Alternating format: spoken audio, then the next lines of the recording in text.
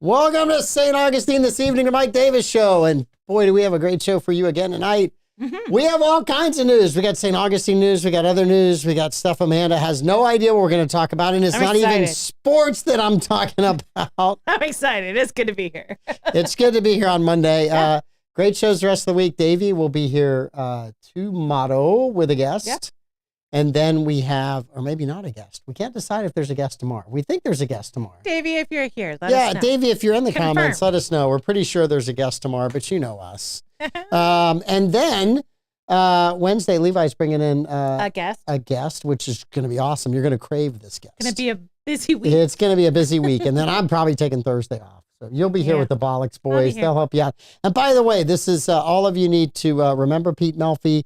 If you got nothing to do, ride on out to the fairgrounds and help Pete set up. Today was a rain day, which 100%. probably did not make Pete's schedule go ahead of time. So if you guys want to go help Pete at the 904 now, It's rainy and gross. the Florida Man games, ride on out to the fairgrounds to give the boy a hand. Yeah. He could use some help. It'll help with the alligator wrestling pit if they just have one in the middle of the field It will help with that. via nature. We could just dig a hole. I'm sure the county won't notice. We'll never know. They'll never notice that big hole. I was totally there before. It's totally there before. That was there. We've got pictures of it there before. From the 70s, it was there. At the No. police unit out there, there's disturbed earth. All right. So somebody in Parks and Rec right now is driving out there to see if Pete is done. So sorry. So sorry. Pete, if we brought down the heat on you, we're sorry, man. We didn't mean to squeal. It's all good. It's all It's all good. good. We're It's all fine. going to be good. It's all going to buff out in the end. All right, so let's make some money for this show because I got bills I got to pay Pete next You week, got to go on vacation. and I got it. Well, vacation is really just it's going to see my in-laws. It's not Yeah. like a surf vacation. And the or anything. reunion thing. And I do have a reunion thing with all Yeah. of my college buddies, which I love my college buddies, so I get to go hang out with them. Got to play golf. That's expensive. We got to pay bills. Yeah, we got to pay bills. Yeah. Opening their doors in 2008, Brightway Insurance, the Casey Agency, has proudly stood by their customers through hurricanes, major floods, hail, and fires. Through these events, the agency has become a much-needed insurance resource in times of trouble and hardship. Honesty and integrity are the pillars of our core values, says owner Ashley Casey, and they pride themselves on being insurance experts while developing strategies that help their clients meet their insurance needs. Give them a call, Brightway Insurance, the Casey Agency. They insure this show, which tells you just how much risk they're willing to take. Brave folks. Brave folks. Powell Heating and Air Conditioning, their dedication to customer service has been evident in everything they do for the 39 years that they've been a locally owned business. From the moment they answer your call until the time they leave your home, they are making sure you are comfortable and confident about the care and service you receive from Powell. With their fleet of 10-plus trucks, a 15,000 square foot warehouse stocked with parts and equipment, they are ready to serve you around the clock. They service all heating and air conditioning brands, and their emergency service is always open 7 days a week, 24 hours a day, including nights, weekends, and holidays. Powell Heating and Air Conditioning for all of your comfort needs. Bozard Ford Lincoln in St. Augustine, their goal is to make sure your time and experience buying a car is stress-free, fun, and enjoyable. Bozard is a family-owned Ford dealership that has been in business since 1949. Bozard Ford Lincoln has been the recipient of numerous dealer awards, including being ranked #1 automotive dealership in the nation by Dealer Rater. Bozard Ford has also won back-to-back President's Awards, which is the highest honor given by Ford Motor Company. Check them out today online at bozardford.com or head on down there and have a Jiffy Burger at Ford's Garage. All right, the team at South State Bank is a group of bankers you can count on. Their approach to building long-term relationships is the best in the business. If you're looking for a banking relationship that you can depend on, check out South State Bank. They've got 3 locations, a service here in St. Augustine, one on State Road 312, one on State Road 16, and my very favorite branch over at the beach. You can visit their website, southstatebank.com, and they are a member of the FDIC, and we love those folks. They're We do. absolutely awesome. They are great folks. All right, I got here a little late, so show prep took all of 45 seconds. But we're there. But we're we're prepped. there. We We've got everything news. we need. We've got 5 questions. We've got a Bozard Ford community update. I would like that first, please. Absolutely. Because I live for the Bozard Ford Community Oh, Update. We do. Because they do so much good stuff. We've got Emma Concert, so they need your help. Emma Concert Association, annoying pop-ups. Emma Concert Association, next event is Swan Lake. So ticket giveaways are available. If you're interested, posts on social media. You got to check those out. Save your seats at Swan Lake Dance Alive National Ballet, Saturday, March 8th at 7:30 p.m. in Lewis Auditorium at Flagler College, 14 Granada Street in downtown St. Augustine, Florida. Tickets are at emmaconcert.com, $40 for adults, $5 for students and children. Tickets include free parking at the St. Johns County Council on Aging with a complimentary shuttle to and from the venue. Emma Concerts, they help give students in the arts scholarships. So definitely support these folks. They need your help. All right. Yes, please support them. Go see Swan Lake. Go see Swan Lake. Go it's a classic. It's a classic. Don't let Black Swan color your opinion of ballet. Go see Swan Lake. What is Black Swan? It's that Natalie Portman, Mila, what's her face that Pete likes. Yeah, they were in that ballet movie and they were all psycho. It was the whole thing. They made a ballet movie? Mm-hmm. Imagine that I didn't go.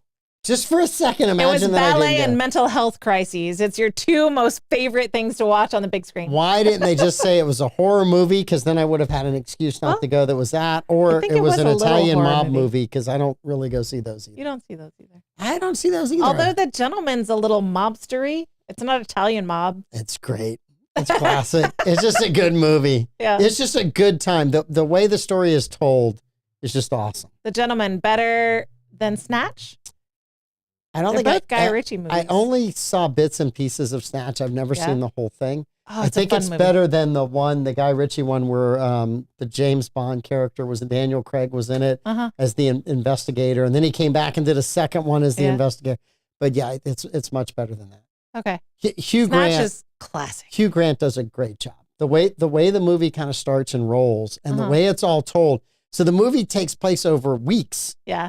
But it's told in less than a 24-hour period. All right. The way that it's told and how it's told, and you're keeping doing all these flashbacks and stuff, and then they flash back to a flashback to show you what happened before the flashback, and it's just it's a really cool movie. So yeah, I liked it a lot. You're trying to figure it all out. So, I think you would like Snatch. You do need subtitles for Snatch though. Okay, a lot of mumbling. Like the Cockney accents are pretty intense. You will need closed captioning for this one too. Subtitles, So Guy Ritchie, I mean, he's a Brit, right? So he really leans into all the different regions of the UK. Yes. Which if you haven't been to the UK, you don't know people there, you probably don't know that there's more than one British accent. Turns out there are.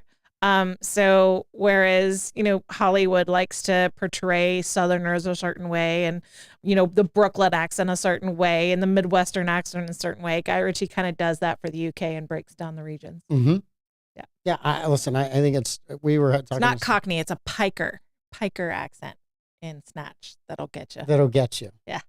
Have you ever watched Robin Williams on Speaking Scotland and Going to Scotland? Yes. It is one of the most classic Robin Williams routines. Live on Broadway when he goes through how Scotland invented golf. Yes. Best skit ever. First time I saw that, I cried. I was laughing so hard. I was just crying. I was in college. It was amazing. And so all of my college friends and my boyfriend's college friends, we all watched that and thought it was hilarious. And so we may have or may not have run through Penn State saying that sketch after having way too many Guinness. It's okay. It's like eating bread with alcohol in it. Yeah. Very alcoholic bread. Very, very. Barbara Jean points out that Florida Man Games needs more volunteers. There is a meeting tonight for Florida Man Games. Which is why most of our listeners are probably in right now. Right. So yeah, they told me, so we'll see you at the meeting Monday night. And I was like, you watch the show, you know where I'm going to be at that time. It's like, I'll be late. But yeah. If Pete scheduled a 5:00 meeting, I just have to have a word with him. Tim, okay, I like Tim. Never mind. Yeah, Tim did. Tim scheduled a 5:00 meeting? Yeah. Not a 5:00, it's 6:00 meeting. So 6:00. Okay. I'm going to be late, but I have a chance to make it. I wouldn't be able to make it. Is it a volunteer meeting or organizational meeting? Volunteer meeting. So where would the volunteers go if they wanted to show up tonight? I think it's Freedom Church. Let me Freedom Church. Check. On 20. I texted him and I was like, so I told Tim that I was going to volunteer. And then I told him that I couldn't because I was traveling. And he was like, well, it's going to be sad that you can't go with your husband. Turns out I can't go with my husband. So my husband and my kids are going to be traveling. It's tonight, 6 p.m., Freedom Church, 1740 State Road 207. So show up. You just put this in your car, put it on play. Yes. Drive on over there. Drive on over to Freedom Church. Yeah. Help out Pete. It's got to be where Bobby's driving. Bobby's got quite the commute. Yep. But yeah, we gotta help out Florida Man Games. They need volunteers. There's some open slots. I don't know what I'm gonna end up doing, so we'll see, y'all. It's gonna be great. And once again, just so Pete is safe that I do not drive off anyone that comes up, I have been banned from the site, and I am the designated survivor, and I will be out of town. Likely story. Wow. Pete said, "I don't need you there." And I was like, "But I want to be there." And he's like, "No, I can't have you offending people and sending." I heard you can't go because you were born in Maryland. That's the only time I've ever done it. So that's how this show's gonna go. All right. We didn't get the door shut. Well played, Amanda. That was actually incredibly well played. Somebody asked me about family today, and I was like, "Yeah, we're from Florida." And I was like, "My whole family's from Florida. Everyone else is born here in St. Augustine." Mm-hmm. And it's like, Dad was in the military, so my mom was married to my dad. We were up in Bethesda, Maryland. So just happened to be. I know, but it's just this great. Just you weren't born here. You weren't born here. My dad was in the military. Give me a break. It's not like he was traveling across the country, smoking weed, going to Woodstock or something. That's true. He was in the military. Give it a break, Troy Blevins. Our viewers were, some of them, at Woodstock smoking weed. So, no judgment. That's just, I'm not judging. I'm just simply saying Dad wasn't doing that. He was in the military. Mom was working for the government in the Commerce Department, and she swore it was incredibly inefficient at the time. That was in 1965 and 1966. I'm sure it got better. So if it was inefficient then, just imagine as it grew how it became just the best, most inefficient government ever in the history of government. Unbelievably inefficient. And Elon Musk is finding all of that out right now. All right. So speaking of kind of government stuff right now, the Airport Authority, I don't know if you're following this story. Okay. The lawyers representing the Airport Authority, the council, in-house counsel, resigned. So Jeremiah Blocker, who works with Charlie Douglas, who has the Douglas firm in Palatka, which I've done work for Charlie in the past, resigned from the Airport Authority. And then it has just set off kind of a firestorm. So we're going to wait and see what happens there. They canceled their meeting that was supposed to be tonight, but it will be very interesting to see which way all of this goes. There's accusations flying back and forth. It's just an initial story. I'm not going to repeat any of the accusations. If you want to go read it, you can go to the Jacksonville Business Journal. I'm not even sure the St. Augustine Record is still around to report on it, but they might have a story on it. So, well, they're owned by Jacksonville Paper. Again, don't even know if they're still around or not. Yeah. So they are, but sort of. I saw a record the other day in the county offices, and I'm like, is this part of Doge spending? Is this like, should we not be spending on this if like no one reads? I just was wondering as I sat there in the county office, who's responsible in the county for, and how many subscriptions do we have to the Record going to the county? And if you took those away from the Record, would they still be in business? The Record immediately closes. Just putting a point out there. Yeah. Yes. All right. Not a thing. And then also the city commission is having a discussion tonight, and I'm on the planning and zoning board. So I'm just going to tell you what the discussion is. If you care about it, you can watch online or you can go down there, about whether or not a plan unit development that has gone through planning and zoning should require a supermajority vote to be enacted at the city commission level. Okay. So right now there's 5 city commissioners. So supermajority would be 4. There's only 3 there. You'd need all 3. So the question is, is that necessarily needed? As a planning and zoning member, I have thoughts on it, but I'm not going to elaborate those. Just simply telling you the meeting's going on. If you have concerns about it or you're for it, you can go down. Get it. That's it. So that's my update. Now, Maine government. The governor of Maine stepped in it on Friday. Well, if they stepped in it, would that be moose dung? They stepped in the moose dung. All right. Yes. So she had a back and forth with President Trump. We're enforcing federal law, to which he says, we are the federal law, and that's not true, which really kind of a epic, not quite as bad as saying that the Nazis overcame everything and got to power because of free speech, as Margaret Brennan did, but still kind of a mess. And then today there's stories about how many illegal aliens, Chinese in Maine, own pot farms. Yeah. Now, if you're going to do a pot farm and not get caught, Maine's a pretty good state. There's a lot of land. Isn't it legal in Maine? I don't know what the growing requirements are. I have no idea. I don't know. Yeah. I've seen exposés on the startling number of pot farms in this country owned by Chinese backers. Very strange. Well, there's a lot of agricultural land that has been bought by foreign nationals. Some of it very close to military bases, which I think there ought to be rules against that. That's number one. Number two, I really would like to keep our farmlands that produce our food in the hands of Americans. Yes. I'd love to say American companies, but sometimes American companies are owned by overseas companies. Yeah. But it would be nice if they were American companies and we're actually producing good food.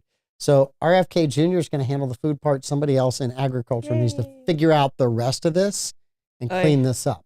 Well, other countries don't allow foreign ownership of land in general, much less, major assets like agriculture, and that's not a thing. It's not a thing. Countries. It's not a thing, and it's really hard to get land in other countries if you're a foreign national. It's not an easy thing to do. There's a whole bunch of requirements, and the United States is the most liberal country in my mind of allowing you to buy land, and we're allowing some people to buy land that they're going to use to harm us.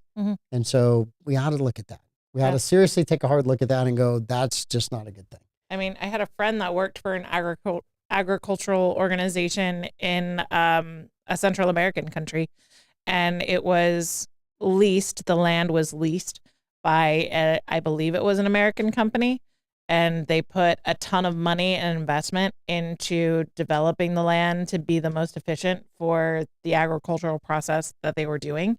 And my friend was some sort of overseer in the company, and the Nicaraguan government just started reneging on leases and just took everything. They were showing up to different facilities, and there was just a padlock on the gate that they didn't have a key to. And so it was years and years of financial investment into the property, and it was just canceled.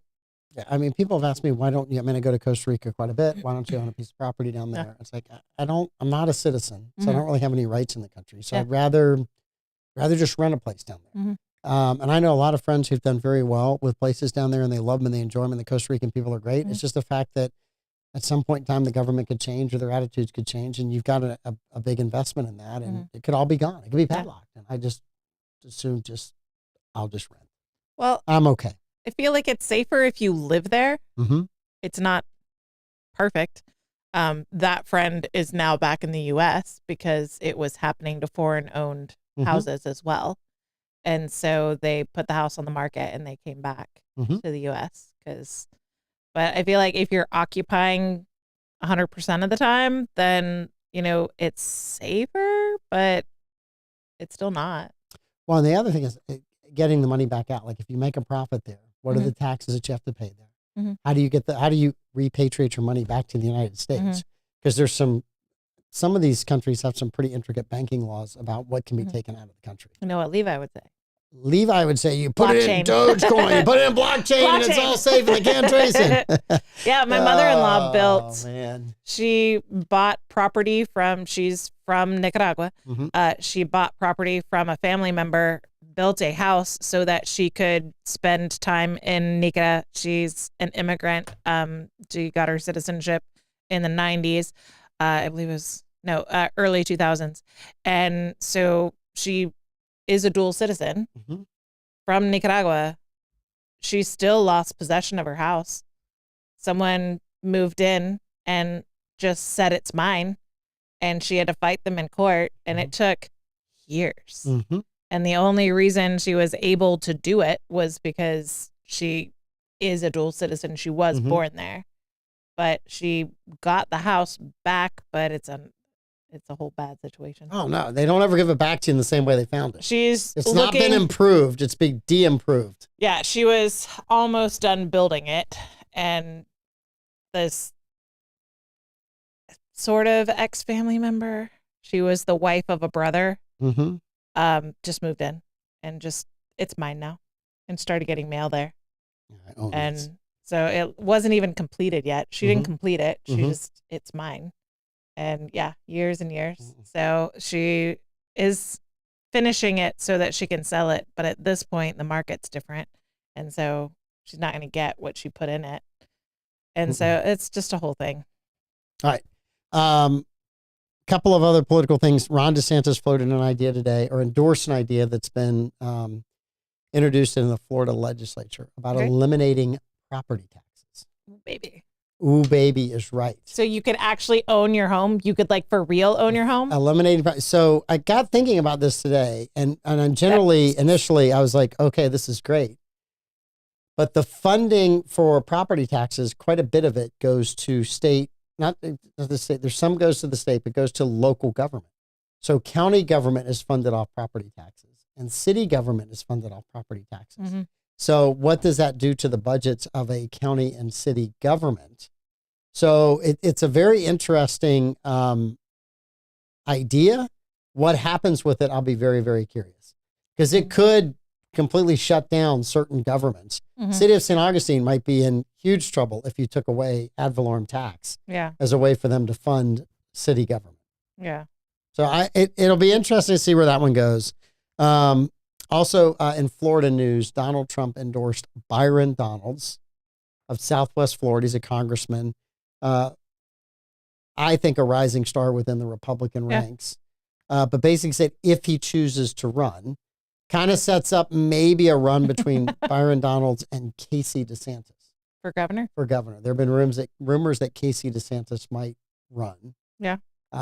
Which will be very, very interesting. I've heard that she's a very charismatic, intelligent woman. Thought she was incredibly smart. Well. Ron DeSantis has made a lot of great decisions. I will guarantee you she has been involved in a lot of the decision making involved in his governance of Florida. Yeah. So it will be interesting to see. That could set up a really interesting match between a DeSantis dynasty in Florida. DeSantis. Well, and this is interesting because in my opinion, and I would have to ask our inside politics man, Kevin Sweeney, about this.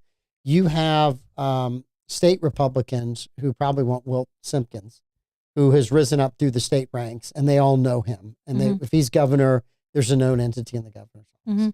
DeSantis was an outsider, backed by Trump when he won 8 years ago, or six years ago. Yeah. And so, DeSantis is kind of an inside outsider. Right, or an outside insider who's been around, but he's not. I don't know that that the Florida State Republican Party really embraces him the way they would one of their own that's come up through the ranks. And you have Byron Donalds, who's a Trump guy, and I will tell you in the primary, whoever's got Trump's endorsement has the advantage of winning. Yeah. So the question is, does Trump's pre-endorsement of Donald's announcement drive everyone else out of the race, or drive a lot of? Otherwise, if Trump didn't endorse, it could be like a 6 or 8 person field. In which case it gets really interesting at that point. So, yeah. So that's just that. It's something to watch. It'll start heating up, and then we'll see nothing but ads about before the Republican. I thought that we were going to get a break. No. It never stops. Won, and then he took everybody from Florida. It never stops. Why? And then Trump fired the Joint Chiefs of Staff over the weekend, or Pete Hegseth did as the defense secretary.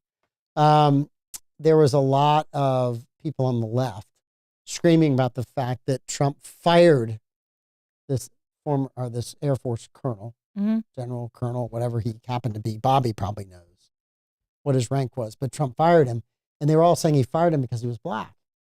Do you know who promoted him to Joint Chiefs of Staff during his first term? Trump? Donald Trump.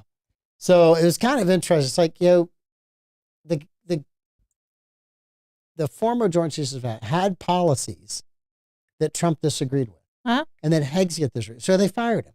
I don't know why Trump nominated him in the first place based on some of the things that he had done, but it was interesting. He was taking advice from insiders.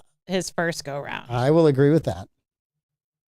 So whenever Hegskith showed up, Mhm. he met him at the front of the Pentagon, shook his hand, did all this stuff. And I'm like, this is a guy that knows how to play the game to get up the ranks. Mhm. Because he was not a Hegskith fan Mhm. and made it known he wasn't. Mhm. Hegskith said, I'm firing this guy if I get the job. Mhm. But he went up there anyway. I was like, I would have just waited or let you walk in the building. I'd have met you inside the building. If I'm Yeah. getting fired, I'm not getting that picture of me saluting you getting out of the car. Just Yeah. not going to do it. So you can fire me today if you want to, but you're not getting that picture. Unless you order me to, in which case I'm in the military, I'll do what I'm ordered to do. But He otherwise, might have been ordered. I don't know.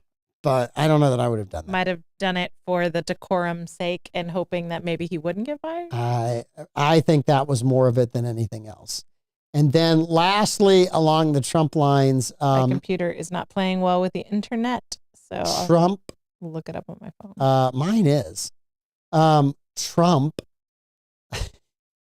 used the SpongeBob meme. Oh, today. yeah.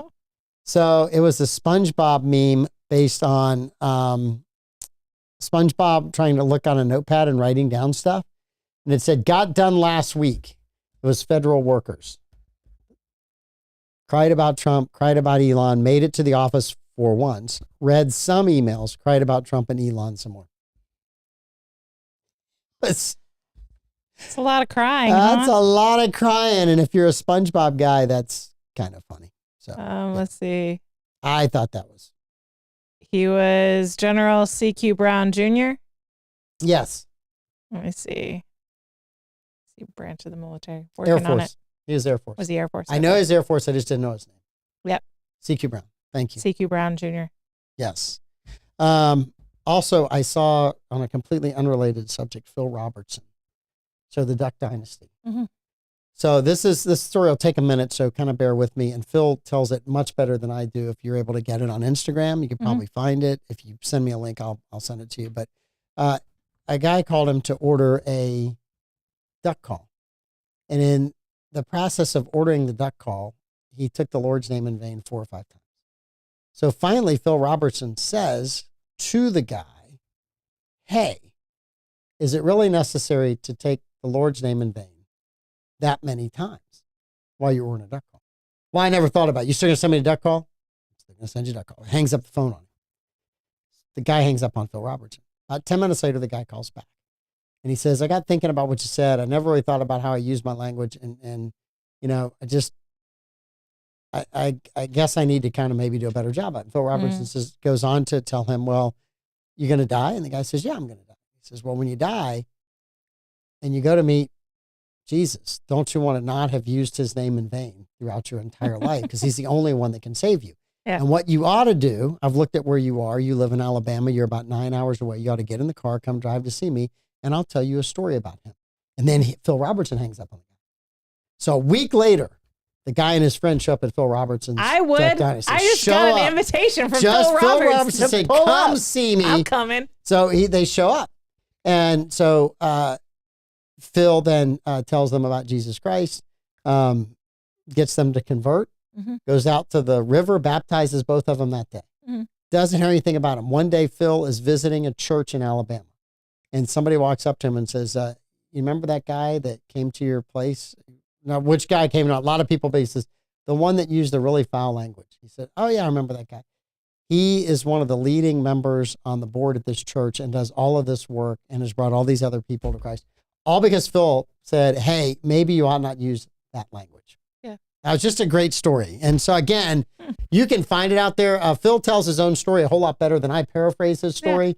Yeah. But it's a really, really good story. Send it to me. I can link it on the Facebook page. I will send it to you and we will link it on the Facebook page. But it was absolutely phenomenal story. So, let's see. The other, I guess I got to do this story. I really didn't. Oh, let's do this one instead. 1923. Are you watching it? Are you not watching it? Do you not have it? What's going on with you in 1923? I haven't finished Yellowstone yet. Where are you at in Yellowstone?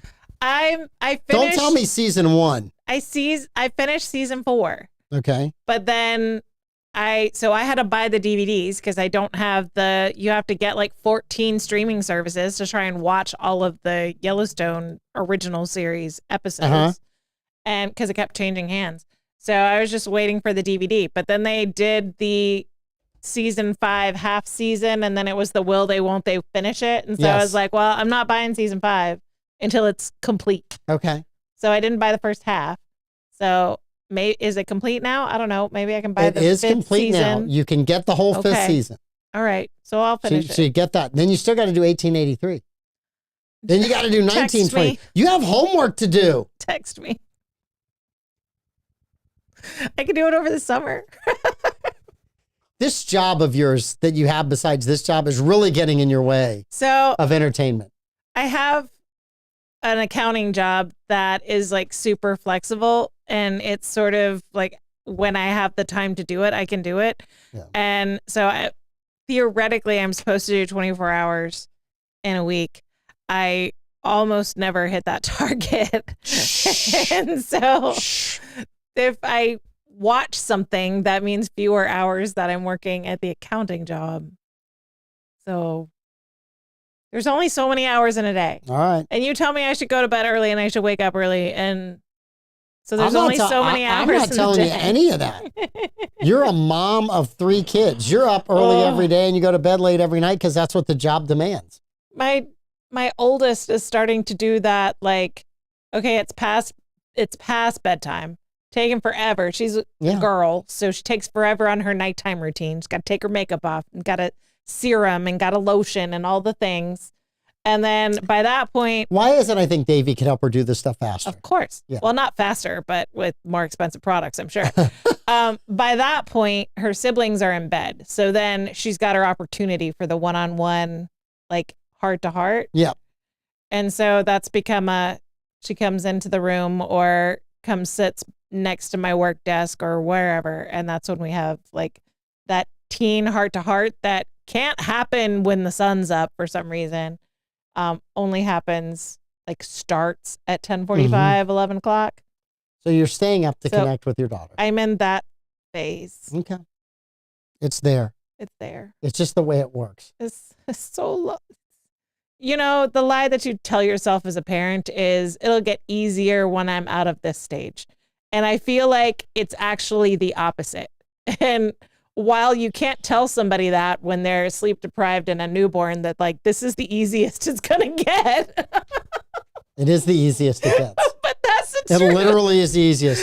Yes. We're parenting 30-something and 20-something. And it's still hard. They're not anywhere around you and you worry about them all the time. And the older they get, they're going to make their own opinion up. They're going to have their own, they're going to make decisions. Yeah. Most of them, I 100% agree with. Some of them, and a few, it's like, okay, that's probably not a good one. But they're paying their own bills and they're living their own life and they're staying out of trouble. That's the dream. As Bobby Brown would say back in the day, their prerogative. That's the goal. Yeah.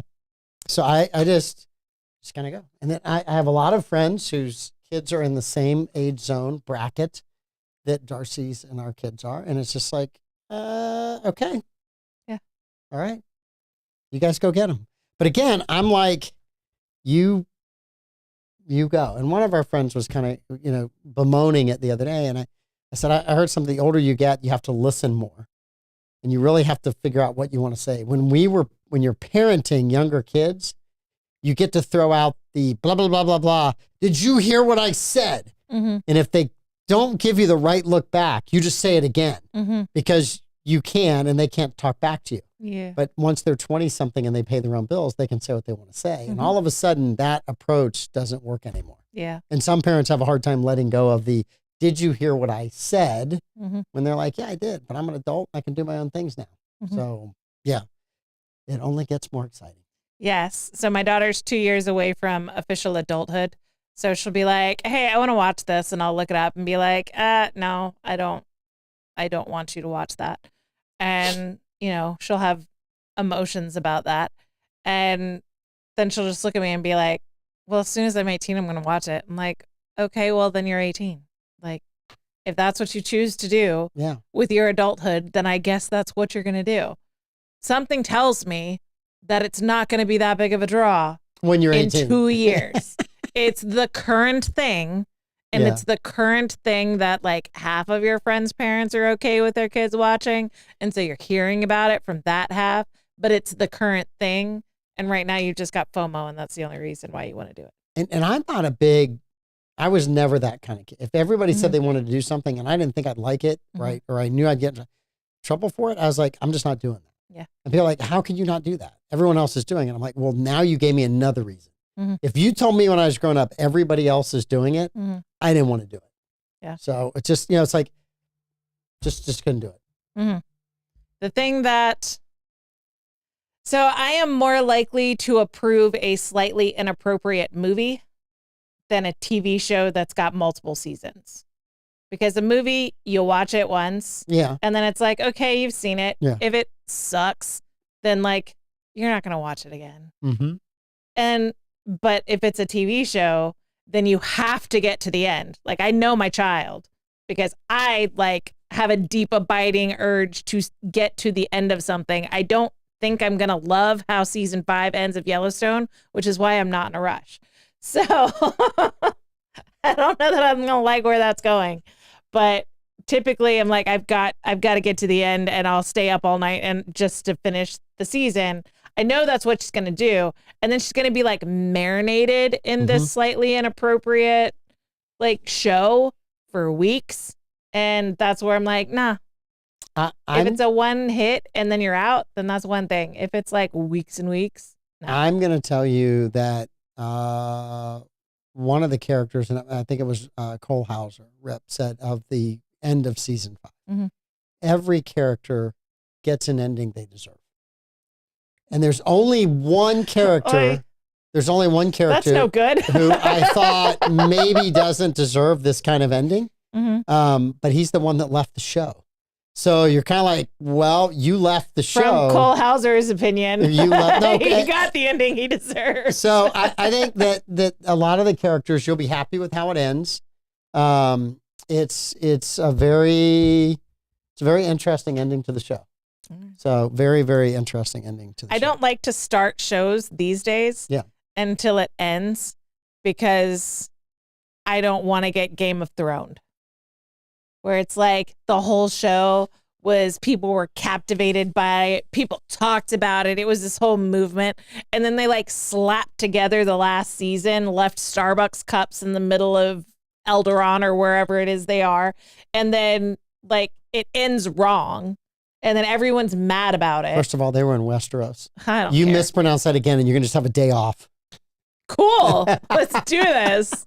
Westboro, what? So yeah, I don't want to do that. I don't want to get sucked into something and then have it just be torn. I was a big Seinfeld fan. I know what it's like to have a show end badly. And we also watched Sopranos, and that was like a weird ending. Well, first of all, unsatisfying. Barbara Jean's never seen Yellowstone. So Barbara Jean, Yellowstone's great. The main series, which is set in today's time, is 5 seasons. And Kevin Costner, Cole Hauser are in that. They're both phenomenal. There's a lot of other great actors. If you're into cowboys, then there's a lot of eye candy. If you're into cowboys, there's a ton of eye candy. So that we'll just go there. If you're into barrel racers, there's a ton of eye candy. Yeah. Not a barrel racing kind of guy, but there's a lot of barrel racers in there. But it's a well done show. It's about the, and I will tell you, Barbara Jean, when I watched the first season, I had a really hard time finding somebody I liked. Yeah. Because the characters in season 1 were all really rough. There were a lot of warts on them, and you're like, man, I don't know if I like anybody. Like with Dallas, you like certain people in the show, and I was like, oh, I like that one, I like that person. But with Yellowstone, first couple episodes you're in, you're like, I'm not sure I can root for this person. And eventually you really, by the end of season 2, you understand what the family's been through, you understand the trauma they've been through, and you understand how hard they fought to get to where they are. So that part is good. 1883 is Tim McGraw and Faith Hill. The original Duttons that leave after the Civil War to go out to Montana. And then 1923 has Harrison Ford, Helen Mirren, Timothy Dalton, and Brandon Skellar, who plays Spencer, whose character to me so far, other than, yes, Sam Elliott is in 1883. Sam Elliott has a phenomenal role in 1883. So Barbara Jean, you got to get Paramount Plus so you can watch 1883 and 1920. Yellowstone's on a completely different network. Yeah. Which is what's frustrating about it. But Amanda has the DVDs. She's now opening up a GoFundMe for Paramount Plus. Yeah, Sam Elliott is 100% into it. So just sign up for the free trial, binge it all, and then cancel it, and then you don't ever have to pay for it. We watch a ton of stuff on Paramount, so it's easy to. Tulsa King's on there. That's an awesome show that's by Taylor Sheridan with Sylvester Stallone. You're a big Taylor Sheridan fan. Landman. He's got it right now. He's the best writer going now. Don't know, but I will tell you this. Back to your comments about writing, and I think writers do a good job at developing characters in a hit series. Right? They're doing a good job developing because you're coming back to watch more of those characters. They don't know how to finish them. Yeah, they don't. I mean. You look at a lot of shows and the ending episodes were horrible. Quantum Leap, horrible. Magnum PI, horrible. The whole intro of Quantum Leap, and then he just never finds his way home. What? Why? Why did I watch all those shows? I know. Scott Bakula is such a cutie. The end of, oh, goodness gracious. Seinfeld. I didn't think Seinfeld was a great ending, right? So I think that they have placement about the button. Yeah, I think they have. Well, that was the first joke I think they told. But, there were funny parts in it, but it wasn't this great, phenomenal Seinfeld ending. Clearly, the writers had opinions about Good Samaritan laws post Princess Diana. Because, the whole last episode was just tearing down Good Samaritan laws. Yeah. So anyway, Yellowstone season 2, episode 1 came out last night. It was great. I thought it was really, really good. Came out Sunday. Or 1923. 1920. I'm sorry, 1923. Yeah, 1923 season. A Yellowstone saga. It's good. It's good. Yellowstone 3. I just really enjoy watching Harrison Ford have a good time doing it. And he's done a few interviews where he committed to it? So much of what he's done in the past 15 years, he seems like he's just trying to cash a paycheck. Well, if he is, he's acting incredibly well in the interviews. So he's committed to where this he one. said, you don't get scripts like this anymore. Okay. You don't get scripts that you get to say these kind of things and do this kind of dialogue. So he actually cares about this one. And the story's really good. And so I don't know whether this is the end or there's another season coming up, but there's a lot of great characters in it. I think Sheridan would be silly to end this in the 2 season because I think it's just it's done really, really well. But anyway, he's going to do what he's going to do. He's the writer, and he's done a good job writing. So, and he has lots and lots of money. Yes, he's got buku bucks. Cole Hauser jumped on the coffee thing. It's great coffee. Yeah. It's really, really good coffee. So you want to sponsor the show? I'll reach out to him. Can we meet Cole Hauser? Let me see what I can do with that. But yeah, Cole Hauser is. I mean, I'll start drinking coffee if Cole Hauser sponsors the show. The funniest thing, if you've ever seen the movie Dazed and Confused, he's in Dazed and Confused. Yeah. Taylor Sheridan asked him to dye his hair darker because they thought he would be more believable in that role with darker hair. And so he did. Totally changed his career. Yes. Yeah. What's with the ginger hate, everybody? Everybody's sleeping on Cole Hauser until he's a brunette. I don't know. So yes, I thought it was a really well done show. So I'm looking forward to the rest of the season. I'm looking forward to finishing Yellowstone. Yeah, you're gonna get there. Eventually, you're gonna get there. Eventually. All right, so we got 5 questions. We got 5 questions. Let's do 5 questions, and then we'll kind of. They're very birthday coded because my husband's birthday was on Saturday. Ethan's birthday was today. Nice. So happy birthday to Louie. So happy birthday to Ethan. Happy birthday, fellas. We're in a birthday state of mind, so it's very birthday heavy. 5 questions. It was really simple once we started asking birthday questions to come up with the rest of the birthday questions. And you know what? Simple is what we like sometimes. We like simple. Yeah, we like simple on Monday. On Monday, simple can be good. All right. Yes. All right. So type of cake, type of frosting for your birthday cake. What's your favorite? My favorite is the yellow cake with white frosting. Okay. All right. And I thought that was my wife's favorite too. And I had that made for her one year, and then I found out that was not her favorite. Whoopsie. No. So I have been corrected. Yes. Yes. So what's Darcy's favorite? I'm going to get it wrong anyway. It's chocolate cake with chocolate frosting, although she's going to tell me it's probably yellow cake, which I still don't know. I don't know. I've been married all these years, and I don't know. Yeah. I still have to ask to be sure. So mine's like stupid specific, and it's just because it still exists, and Yep. it was a super specialized thing from my childhood. So it's funfetti cake. So it's a white cake with sprinkles in it. Mm-hmm. All of the food colorings. Mm-hmm. All right. And then it's rainbow chip icing. Only one company makes it. And it's like white chocolate chips, Mm-hmm. but they're all different colors in a white icing. So it's the same basic premise as yours, but the icing just got a very special taste. Nothing's crunchy in it. I don't like random crunchy bites in my cake. And so you get sprinkles without it being crunchy. So fun and colorful. And my kids like it too. Right. So Darcy started making her own frosting. Yeah. It is so good. Mhm. It is so much better than the store. Whatever's Mhm. left over, we put in a container. And then when she makes chocolate chip cookies, I put it on the chocolate chip Yeah. cookies, Oh, that's my favorite. which makes it even better. So, Chocolate chip cookie with white icing, another chocolate chip cookie on top. Best treat. with or ever. without ice cream. Oh, I don't do ice cream. Okay. But you're like a cold dessert guy. Mm-hmm. I'm not. Everything's cold. I'm Cold not. bourbon, cold desserts, cold water. Yes. So Louis' Hot favorite coffee. cake Yeah. is red velvet cake. Uh-huh. And so it's the one non-Christmas dessert I make completely from scratch every year is his red velvet cake. And I've perfected cream cheese icing. Okay. It's From amazing. scratch. From scratch. Yeah. And I've been working on the red velvet cake recipe. I second guess that every year, forever. So he has red velvet cake still at the house with cream cheese icing. I'll ask him if he minds sharing one, and you and Davey can taste one. Okay. All right. You let me know. Yesterday, there's a certain knife that you use for spreading the frosting. Mhm. Darcy looks at me and says, I can't find it.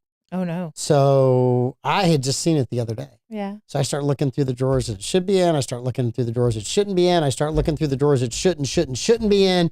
I start looking in the places icing? that it should. Finally, Darcy looks at me. She said, it's in the icing bowl. So you should have texted me. And I was like, you're killing me, baby. You're killing me. We laughed. We thought, boy, getting old is so good. It'd be so much fun. Yeah. Just trying to find stuff. That's a me move. Yeah. That's like, I'm going to come back to this. So why am I Yes. going to wash this twice? Yep. Just The fun. red velvet cake with cream cheese frosting. Right, So the and- next question, Yes. cake or cupcakes? Do you like the full cake? Do you like the slice with the icing in the middle, icing on the top, icing on the side? Or are you a cupcake kid? Cupcakes are good. Mhm. Don't get me wrong. Cupcakes are good, but I like the full cake. I like the full cake too. I like that because the cupcake is just one layer. Yeah. I like the. It's just a big old honking chunk. We had 3-layer cake this weekend. And then you get this so sad, like little dollop of icing on top of a cupcake. No. So I'm a full cake person too, because I'm an icing person. I think it depends on whether you're an icing or a cake person. See, if I was a cupcake person and the icing was good icing, I would always tear the bottom off. Uh-huh. Eat the bottom first. Yeah. Bad parts out of the way. The Yeah. dry part's gone. The amount of sugar is perfect in every bite from here Yeah. on out. So I would just make the sacrifice, eat the bottom first, and then move on. So my husband rips the bottom off the cupcake and puts it on top. Yeah. And then he's got like a little cupcake icing sandwich. So it's just the wrong sugar Yeah. ratio. It's the wrong ratio. That's the wrong sugar. So in that vein, my husband wanted cupcakes. And I'm like, cool, but like the icing ratio is wrong. 100%. So you're Mhm. going to like this and you're going to want a cupcake even more. I stuff them. Mhm. So I stuff them with cream cheese icing before I decorate them. And then I decorate with way too much cream cheese icing. So, So if you're a cream cheese fan, is my all your cupcakes family are diabetic? not yet. Cupcakes aren't gone yet. You're working on it. Cupcakes aren't gone yet. Oh my gosh, the amount of sugar in my bloodstream has gone up just since you've been talking about this. So if I bring one and we cut it in half, you'll be able to see like a Mhm. big old divot of cream cheese in the cupcake. And I might just, so good. I might be in trouble. It's so good. I might be. So I'm the cake person too, because again, like icing ratio. Mhm. And that's the bad thing about the rainbow chip icing is that they've changed the oils that they use in it, I think, because it's store-bought icing. And so it doesn't hold up to piling it on. No. So my cake always looks tragic because if you put the amount of icing that is appropriate for it, then it just doesn't have the stability. But so we couldn't find the rainbow chip icing one year, and Louis made it from memory for me. So it was sloppier and the colors weren't right, but it was so close and it was good. Yeah. And it meant a lot that he cared enough to like Mm-hmm. reverse engineer my favorite icing. Well, there's a recipe Darcy's mom always makes or made before she passed away for Thanksgiving. And nobody could find the recipe. Nobody could find it. And every year they just kind of wing it. Yeah. And it was always really pretty good, but it was just a wing. And then one day they finally found it. And they're like, yeah, we were actually pretty close. Not too bad. We weren't too far off. All right. Surprise parties. Are they okay or not Yay or okay? nay? Yay or nay? For me personally, like I could do a surprise party and I would be okay with that. Yeah. So I would say yay. So I think certain people they're great for, Mm-hmm. right? But for me, Darcy and I always had a deal. No surprise parties. That was the deal. Mhm. So when we did like our 30th party or 40th, we just like, hey, let's just do a joint party together. Mhm. And people call us, this is a surprise party. No, just come on over and don't bring anything. Just come and have fun. So one year she decides to do a surprise party for me down the social house. I figure out what's going on like a day before, but I don't say anything. So I get in there and I'm not super surprised because I figure out. And she says, well, I'm disappointed you weren't surprised. I said, we had a deal. We had a deal. The deal was no surprise. So I said, I'm happy to be here. I'm happy everybody's here. I think it's awesome, but we had a deal. Like the pigeons with the statues, you broke the deal. You broke the deal. Don't break the deal. So yeah. So anyway, yeah, there was a little bit of, may have been one of the few times in our married life we were kind of at odds for a little bit, but we got over it pretty quick. But I was just like, you told me you didn't want to be walking a surprise. I told you the same thing. Yeah. I haven't done that to you. So I guess now I have carte blanche to throw a surprise party. Which I still won't do because we had a deal. I say yes to surprise party. The only time anyone ever threw an actual surprise party for me were my friends at the homeschool community planned a surprise baby shower, and I didn't know that. Yeah. And so I just thought it was a lunch date.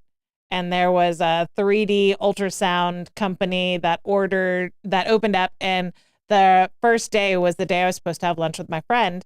And so it was like, okay, well, do you mind if I see if I can get this free 3D ultrasound? I've never had one before. This is probably my last baby. Like I'd kind of like the experience. And she's like, okay, cool. So she ends up, I'm in line forever. Yeah. I was like way late to the party because I didn't know it was a party. I just thought we were getting lunch. Yes. And she didn't say like, I have a hard out, so, we can't do it. So she got to be there with me for the 3D ultrasound. And then I showed up way late to a party. As people were leaving. Yeah. Yeah. Man, it was a great party. Sorry they you left weren't the presents. That's good. And then my fat, pregnant butt got all the cake. That's good. I mean, it worked out for me. Barbara Jean. Barbara Jean. Man, I messed that up. Bobby, the question about cake is just what type of cake, what type of icing for you for birthday cake? That was the question. Yeah, Bobby, the rainbow chip icing, or rainbow chip icing and funfetti cake. Yes. So it's a white cake with sprinkles that are baked in, and it just leaves the color. And then the rainbow chip are like white chocolate, but they're all different colors in a white icing that's not white, but it's not quite cream cheese. It's somewhere in the middle. So it's good. Yes. Next question. All right. For your birthday, do you like to be in a crowd in a party, or do you like to lay low, have just like bourbon by the fire, watching the sunset over your marsh? Bourbon by the fire is just, and whenever you can Can't get beat that, but not for, I think, birthday parties, I think you always kind of want to be around family and friends, and I think that's really cool. And so for me, that's the fun part. That's the one day a year that you're a party guy? I'm a party guy that year. Yeah, All right. I'm all happy, and whenever people have birthdays, I think it's great As to long celebrate as it's not a surprise and there's no tux involved. Yes, I'm not doing a tux. Please don't do a tux. No tux. I'm cool with a party. I just would prefer to not have to clean my house to have everyone there. So I'm like a party somewhere else. Yeah. There's a lot. Don't make me clean my house on my birthday. Our house is the gathering point for a lot of people in our family and a lot of events. So we're used to cleaning the house and knocking that out. So I don't think your house is lately, ever messy. as our kids have gotten older, Mhm. the kids are like, hey, we'll do something over here. And I'm like, okay, sounds good to me. I'm in. Yeah. I'm in. Yeah. Yeah, our house is the biggest house for eating and kitchen space. Mhm. And so our house is the meeting place for birthdays and holidays. So we clean it, but it's like family with 3 kids and 5 pets clean. It's So it's not a Darcy Davis clean. at that age, It's when so you have that hard. many kids, it's like so hard because you'll get it clean. Yeah. And 2 of them will be like, hey, as soon as mom's done, let's go make a mess in the kitchen. And I, okay, I'm in. Yeah. Yeah. And that's legit. I mean, I taught 2 of my kids how to clean the baseboards because I'm like, I can't do this. I can't look at these baseboards. And the joke is like, nobody cares about your baseboards. Like, they're coming to see you. Yeah, but I care about my baseboards and I care about how gross they are. So I taught them how to use the steamer to clean my baseboard. I want to know. It's easy. You just have to have the time to do it. Yes. It turns out my kids had the time that day. So if you go out to eat for your birthday, so in my family, we always pick out the restaurant. Birthday kid, birthday person gets to pick the restaurant for everybody. And that's the meeting place day of, with the family. And so I'm a big, you tell the server that it's the birthday so that the birthday person gets sung to. Yes. Are you sing at the restaurant or no? I have a confession to make. Bennigan's started that back in the 80s. It was a big deal if you went to Bennigan's and they sang for your birthday. So anytime I was in college and we went as a group of people, we would all decide whose birthday it was. So that you could get the free dessert? And we would tell them it's Amanda's birthday. And they'd go, well, wasn't she here last week? No, that was a different person. And I mean, and we always had a couple of girls that always, it was their birthday all the time. And we'd be walking like, it's not my birthday this time. Okay, it's not your birthday. And then we'd all sit down and go, it's Amanda's birthday. So that went on for forever at Bennigan's. And every time we would drive by Bennigan's for afterwards, I mean, Darcy and I would just laugh about that story of, remember the 18th time you guys had birthday for so-and-so? Yeah, I remember that. We always it was their birthday. So it's just kind of fun to do that. So yes. It is fun. Yes. So my first job was TGI Fridays. And hostess, I served, I was busser, prep cook. I did everything but like full on cook and bartend at TGI Fridays in my teens and early 20s. And so TGI Fridays had a very loud and obnoxious birthday song. And so... Can you still sing it? Yes, I can. Please don't. I won't, but I can. So I was always like, there were servers that hated it. Like absolutely hated it. They hated getting sat with. So as a hostess, you knew like, don't put the birthday person with this server because they're going to phone it in. It's going to be terrible. But there were the servers that really enjoyed it. I enjoyed it. So the servers that hated it always knew that they could just come get me. I've got a birthday. You want to help me? Sure. Come on. So yeah, I very much enjoy, and to the point that even if it's not my table they're singing to and they're just singing to someone next to me, I'll join in and sing. I'll clap. Oh, I all the time. I'm obnoxious.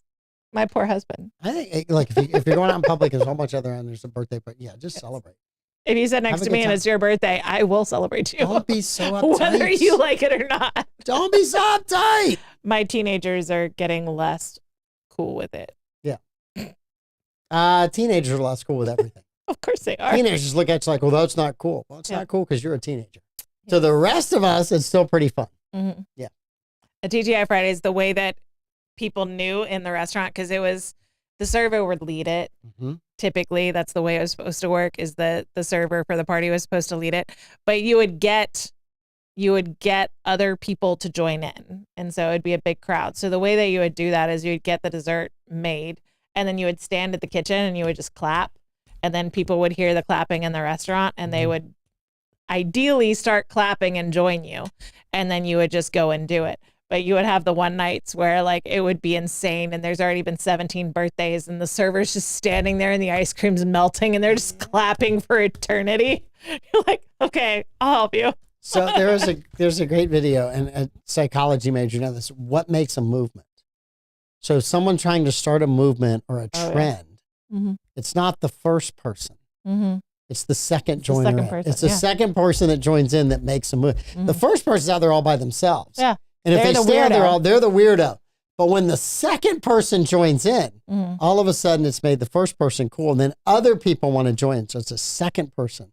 So the second person that starts clapping is the one that keeps it going. Yeah. So, yes. Within a mob, it's not the person that throws the rock and breaks the window. It's Yeah. the person that steps through it.